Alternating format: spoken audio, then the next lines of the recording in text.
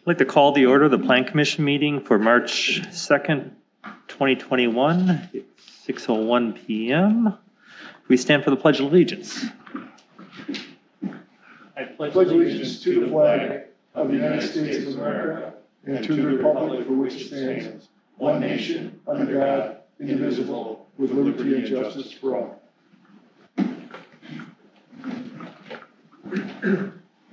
Roll call. Commissioner Graff. Here. Commissioner Oliver. Here. Alderman Kubaki. Here. Commissioner Gazana. Here. Commissioner Buckmaster. Commissioner Bartlett. Here. Mayor Petfalski. Present. We have a quorum. Thank you. Statement of public notice. The agenda was posted and distributed to all news media requesting notification in accordance with the open meeting laws on Friday, February 26th. Thank you. Approval of the minutes from February 2nd, 2021. Move to approve. Second. Discussion. Hearing none. All those in favor say aye. Aye. Opposed? That passes unanimously. Public hearing. Public hearing for the renewal of conditional use grant in accordance with Section 14 of the City of Muskego zoning ordinance for Payne and Dolan for the purpose of continued mining and processing of sand and gravel and the extraction of use of an asphalt, and the extension of use of an asphalt plant at the northwest corner of Crowbar Road and Janesville Road in the northeast 1/4 and southeast 1/4 of Section 13, tax key number 2230996, and the address is W217 South 8425 Crowbar Road. So this is just something we have in front of us every year. This Payne and Dolan gravel pit has been around for quite some time. They've had different approvals from the Plan Commission in the past. And one of those conditions of approval, dating back to the original, was an annual review, just to make sure that we haven't had any issues. And as part of that, we do have a public hearing where the public is allowed to bring up any input or issues or concerns or positive comments or whatever that they've had over the last year. Anyone from the public wish to be heard on this matter? Anyone? Going once? All right. So, Clint Wenninger with Payne and Dolan, and this is Brianna Buckholz with Payne and Dolan. All right. I've been the representative coming here for the better part of 25 years for you folks, and will be, but Brianna's moving in and helping me out. She does a lot of our permitting stuff and our part of our notifications with hauling at night, which I want to briefly talk about because we did have one issue last year with that, so I just want to be up front with the board and that. So, but we do appreciate coming here every year. Usually we know there's never been any issues. We're still continuing to operate as we have. There's been no changes in our operations. We do have a reclamation plan on file with the city and a reclamation plan that does correspond to that, just for those that don't know. We do have the ability to run out of nights at that site, depending, that's all workload dependent. Right now, for next year, we don't plan on any night work, but depending on what's bid out, that could change, and then we'll go through the normal process. So I will be upfront because we did have one complaint that came right from the mayor last year. So normally our process is pretty flawless, and we thought it was this year. About running at night, we make sure our plant foremen know. We talk to our trucking companies ahead of time. We actually hand out pieces of paper that say, here's the truck routes, here's the rules, to the trucks as they're leaving. Well, as some of you in construction may know, sometimes truckers decide to do their own thing.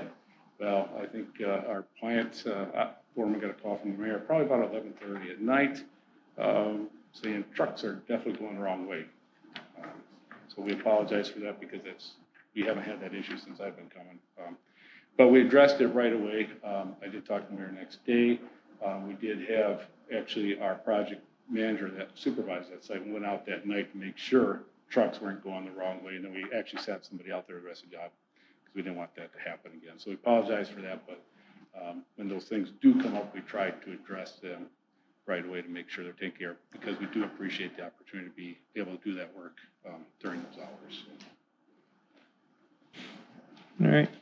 Otherwise, if you have any questions for us, we're here to answer. I'll just add that they have the unfortunate situation of having the mayor live on the road that they get most complaints from, and starting with myself 20-some years ago. But they've always been very responsive, and last year was no difference. It was more of letting them know what was going on. I knew it wasn't something that you guys were doing, and just it was a rogue truck driver, I assumed, and I was correct in that, and they took care of it right away. So they've always been real responsive to that and trying to do the best to keep the disruption from the night trucking down to a minimal, and we appreciate that. Any other comments, questions? Otherwise, thank you very much for your time. We appreciate it. Thanks. Thank you. Anyone else wish to be heard on this? If not, I will declare this public meeting closed. Moving on, consent business. You want to read the? Resolution PC 006-2020, renewal of a conditional use grant for the purpose of continued mining and processing of sand and gravel at Payne and Dolan. Resolution PC 007-2021, approval of an annual review for Loomis Court LLC at the intersection of Loomis Court and North Cape Road. Resolution PC 008-2021, approval of an annual review for Durham Hill Auto located on Loomis Drive. Resolution PC 010-2021, approval of an annual review for Schaefer Snow Plowing and Grading on Racine Avenue. Resolution PC 011-2021, approval of a two-lot certified survey map for Patrick Thompson of PLC Properties along Durham Drive. Resolution PC 012-2021, approval of a one-lot certified survey map for Dan Schweitzer on Tans Drive. Resolution PC 013-2021, approval of a second accessory structure for Richard Zarati on North Shore Drive. That's all. Move to approve and gross. I'll second. Any discussion on any of these items? that need Just separate a couple of consideration? comments. First, I just mention what you said about Payne and Dolan. Been a good neighbor. Thank you. Appreciate that. And I noticed that any situations were corrected upon second inspections throughout this, so that's another good thing. Yes, yeah, there was a couple of the items that were annual reviews had a few things out of whack, but not too horrible, and they all did come into compliance when Aaron did his follow-up. Okay, thank you. Any other comments? Hearing none, all those in favor say aye. Aye. Opposed? Consent business is approved unanimously. Moving on to new business. Resolution PC 004-2021, approval of a building site and operation amendment for Waldera Enterprises LLC located at South 82 West 19246 Apollo Drive, tax key number 22259999010.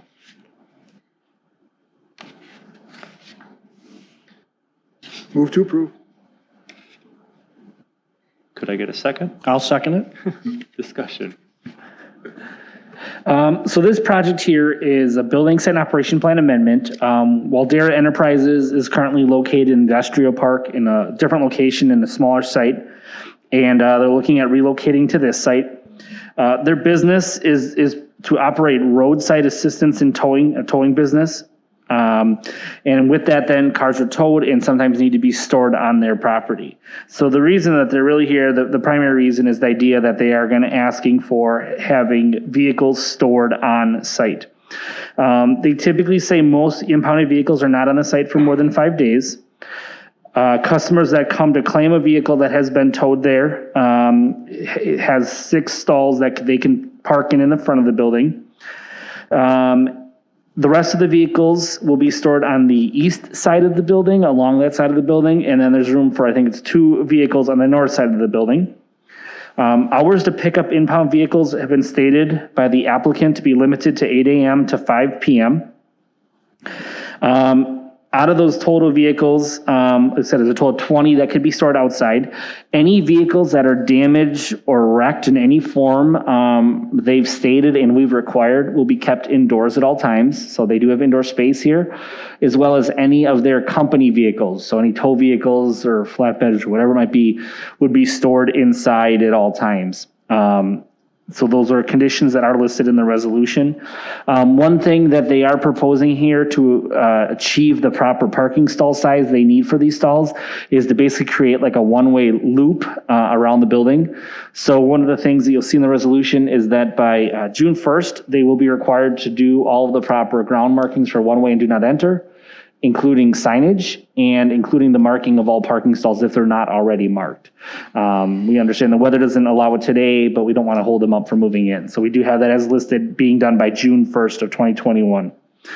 They're not proposing any other signage that they've talked about this time, no new lighting. If they would want to have any central lighting, they would have to talk with staff about that. But other than that, staff has recommended approval. Is a petitioner here? Could you come up? Does anyone have any questions for him before I have him? The only question I had was your hours of operation you have from 8 a.m. to 5 p.m. Is that the only hours of operation? You can be receiving any vehicles after that or at night? Or? Sometimes at night they'll come in, but customers, as far as customers go, just 8 to 5 Monday through Friday. So the concern I have, and it's something I'm sure we can work through, directly behind you are about 15 homes on Janesville Road that back up there, and coming in at night and then backing up a vehicle that's got a loud piercing noise to it will generate complaints. Okay. Is there a way of, any thoughts on how to minimize that? Or We can disable the backup alarms. And that would probably go a long way if you can do that. Yeah. I'm not sure if that's Or possible, put them on a switch so that they can shut them off. I would, something like that. Just, I mean, the backup alarms are there for a reason, but I don't want to make it a requirement. But I know we will start getting complaints of, 1, 2 a.m., especially in the summer, if you're backing up these rigs and there's homes directly across the street. Not a problem. All right. Any other questions? Pretty self-driven. Okay. Hearing none, all those in favor say aye. Aye. Opposed? That passes unanimously. Thank you. Thank you.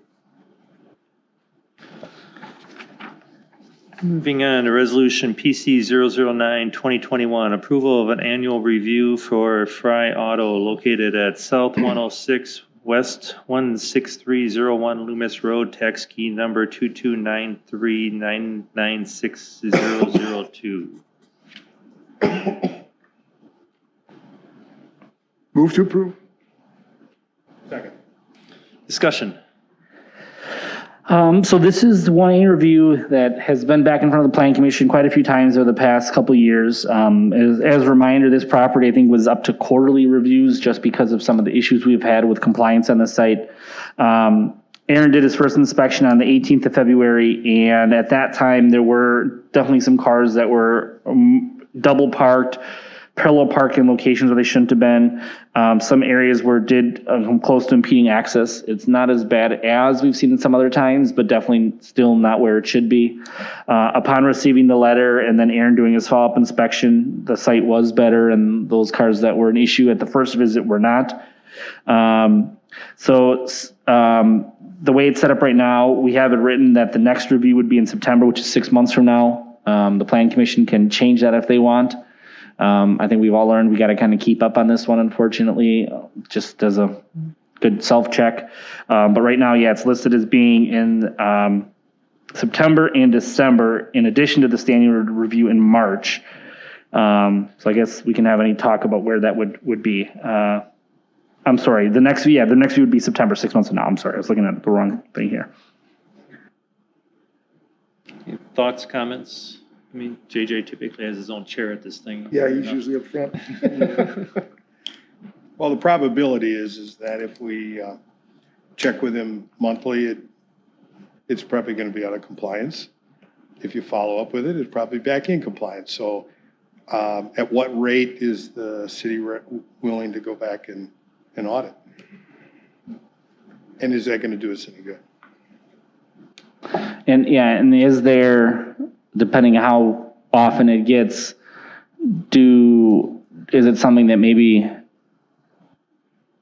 we don't always bring it here? And it just, you know what I mean? The idea of just, because there's time for prep and everything involved in this, that maybe we just send him something as a reminder. Do an inspection still, because I think that's necessary to know where it's at, but send a reminder and have some kind of stated repercussion if not, or I don't know, I'm open to ideas. So was actually going to be my recommendation, would be to send staff out there more often.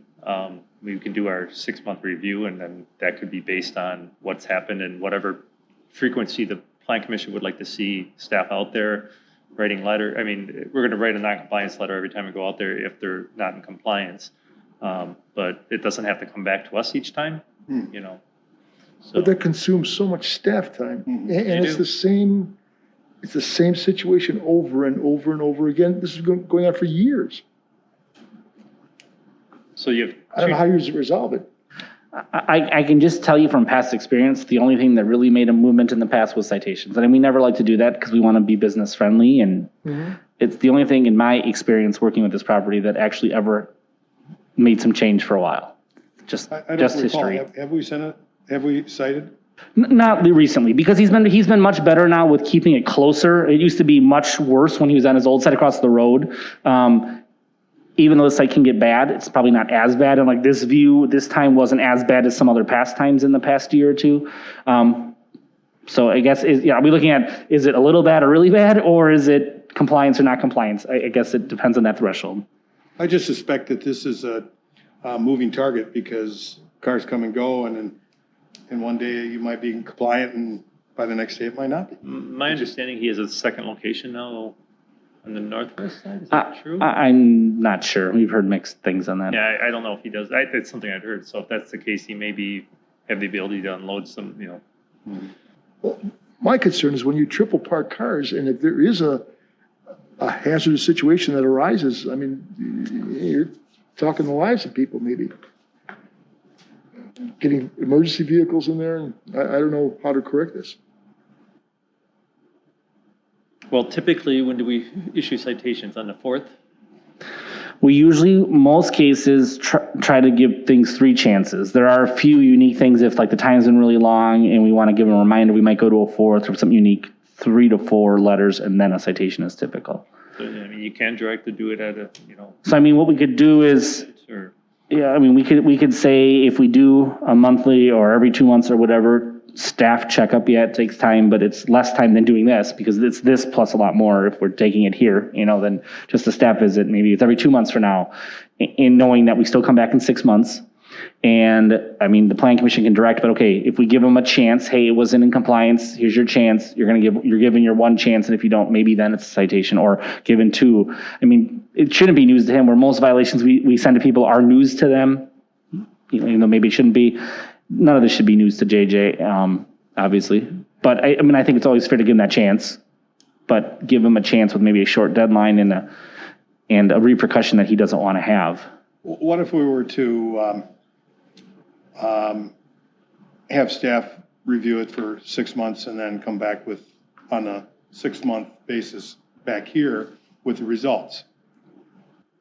You know, what was the outcome out of 6? Yeah, we could do that. The question would be is in those each monthly visit or whatever, do we actually bring up to him what the issues are? Which I think if we're going to take the time to go out there, it makes sense to. Yeah, if you're going to go out there and he's out of compliance, I want a letter generated. But that way we could at least hear what the results are for a 6-month period and decide whether it needs to take another step up and potentially be at a citation level. So the other question would be if we go out there and it's not in compliance, we send a letter. Are there suggestions by the planning commission how much time they would like us to give, A, and then B, what if he doesn't come into compliance in that time? What are the repercussions of a citation? Financial. Yeah, But to what degree? typically $124 a day for each day the violation occurs. the court has to determine that, but that's the typical where the attorney usually starts asking. Okay. So if it's there for 5 days, 124 times 5, the judge can work with that, and so can the attorney. If there's some kind of agreement where they're gonna be gone the next day, maybe it's very minimal. If it goes the citation route, there's usually some minimal fine just for the sake of covering the attorney's time, but Citations are usually written for shock value though, and then. Yes. negotiated. yes.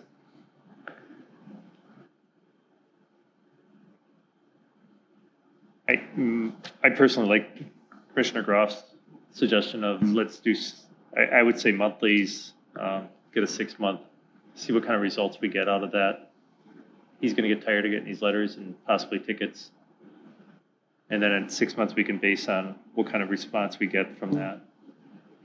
So we can keep the resolution where it talks about 6 month will be completed in September. We would probably just need to amend. I think it's probably good to put it in the resolution just for teeth, because JJ will get a copy of this then, and he'll see that. And we'll make sure to highlight it. We can put be it further resolved that, monthly, staff will conduct monthly reviews to ensure compliance. Maybe just leave it that simple. And then, we can go out, take a look, what's wrong, send a letter. Typical process is 10 days to complete. But given mail time, that's probably fair.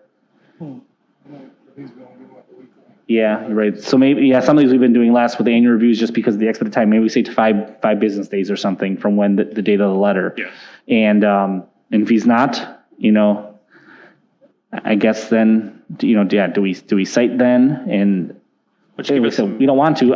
give us some leeway on that part of it. We'll figure that out. Yeah, and we'll I'm hopeful that it won't go that route. I'm really hopeful that the letters have been working. Hopefully they continue to work, and hopefully they worked enough where it becomes the norm. So, we can do that amendment then? Someone want to make that motion to? Yeah, I make a motion that we audit for the next 6 months by staff, follow the procedure that already exists as far as letters and follow-up, and report back in our 6-month review, which is already in the proposal. So we'll have to take further action at that time if the results are unacceptable. I will second that. Any discussion on the amendment, motion to amend? All those in favor of the motion to amend, say aye. Aye. Opposed? The motion is amended. Any more discussion on the motion as amended? Hearing done, all those in favor of the motion as amended, say aye. Aye. Opposed? Passes unanimously. Thank you. Staff, you got what you need on that one? Yep, that sounds All good. right. Miscellaneous business. So this item is just kind of a housekeeping item. Since we've been having good luck doing some elections here with COVID, kind of condensing locations. April 6th is an election day, which is supposed to be our next plan commission meeting in this room. They do need this room for elections. So we're looking at rescheduling that meeting. I like to try to keep them as close to that date as possible for the sake of people counting on a schedule that we already have out there. And if we keep it close, we don't really have to mess with our submittal deadlines and stuff too much. So my thought would be to look at that Wednesday, the day after, April 7th, our normal time. So just be one day later. There are no other meeting conflicts that Aaron and I saw on the calendar. So just looking for any kind of consensus or thoughts on that. We understand that it's out of whack, so if one or two can't make it, if the bulk still can, maybe that's fine. That's fine by me. Yep. I cannot make it that night. It's fine with me. All right, so we'd we have have a a quorum quorum. at least. So, all right. So then we'll tentatively plan for that, and we can maybe look ahead to two. I think there might be one other possible one later in the year that we'll look at right away too, that if we can kind of just in the butt early, we will. All right, thank you. Motion to adjourn would be in order. So moved. Second. All those in favor say aye. Aye. Opposed? We're adjourned at 6:25.